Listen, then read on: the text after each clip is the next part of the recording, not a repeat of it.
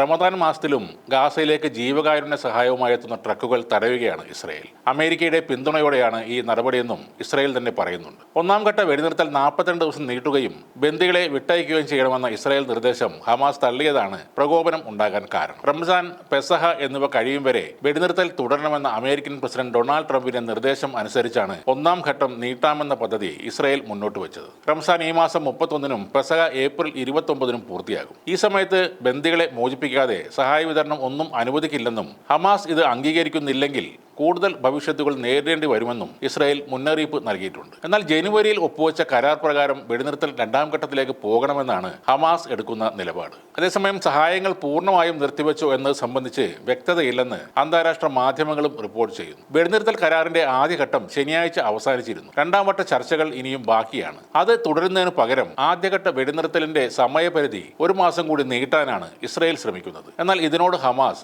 യോജിക്കുന്നുമില്ല.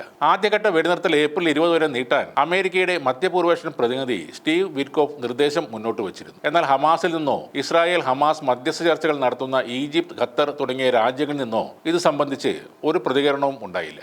റമദാനിലും മാനുഷിക സഹായങ്ങൾ തടഞ്ഞ നടപടിയെ തരം താഴ്ന്ന ഭീഷണി എന്നാണ് ഹമാസ് വിശേഷിപ്പിച്ചത്. സഹായ വിതരണം പുനരാരംഭിക്കാൻ അന്താരാഷ്ട്ര സമൂഹം ഇസ്രായേൽ സർക്കാരിൽ സമ്മർദ്ദം ചെലുത്തണമെന്നും ഹമാസ് ആവശ്യപ്പെടുന്നു. വെടിനിർത്തലിന്റെ ആദ്യഘട്ടത്തിൽ പ്രതിദിനം ഏകദേശം 600 ട്രക്കുകളാണ് ഗാസയിലേക്ക് സഹായം എത്തിച്ചിരുന്നത്. ഇസ്രായേൽ സൈന്യത്തിന്റെ പിന്മാറ്റം ഉൾപ്പെടെ യുദ്ധം ശാശ്വതമായി അവസാനിപ്പിക്കാനാണ് ഹമാസ് ശ്രമിച്ചത്. എന്നാൽ ഹമാസിനെ സമ്മർദ്ദത്തിലാക്കാനാണ് ഇസ്രായേലിന്റെ നീക്കം. ഡൊണാൾഡ് ട്രംപിന്റെ സമ്മർദ്ദത്തിന് വഴങ്ങി കരാർ ഒരിക്കലും രണ്ടാം ഘട്ടത്തിലേക്ക് എത്തില്ലെന്ന ആത്മവിശ്വാസത്തോടെയാണ് നെതന്യാഹു വെടിനിർത്തലിന് സമ്മതിച്ചതെന്ന് ഇസ്രായേലിലെ രാഷ്ട്രീയ വിശകലന വിദഗ്ധരും പറയുന്നുണ്ട്. വെടിനിർത്തൽ ആരംഭിച്ചത് മുതൽ രണ്ടാം ഘട്ടത്തെക്കുറിച്ച് ചർച്ച ചെയ്യുന്നതിൽ നെതന്യാഹു ഒട്ടും താല്പര്യം കാണിച്ചിരുന്നില്ല. ഇപ്പോൾ വീണ്ടും യുദ്ധം ആരംഭിക്കാൻ തീവ്ര വലതുപക്ഷ ഭരണകക്ഷികളിൽ നിന്നുള്ള സമ്മർദ്ദവും നെതന്യാഹുവിന്റെ ഈ നീക്കങ്ങൾക്ക് പിന്നിലുണ്ട്. ചുരുക്കി പറഞ്ഞാൽ സമാധാനമോ വെടിനിർത്തലോ അല്ല നെതന്യാഹുവും അമേരിക്കയും ആഗ്രഹിക്കുന്നത്. ഗാസയുടെ മുഴുവൻ നിയന്ത്രണവും അതോടൊപ്പം ഹമാസിന്റെ സമ്പൂർണ്ണ നാശവുമാണ് നെതന്യാഹുവിന്റെ ലക്ഷ്യം.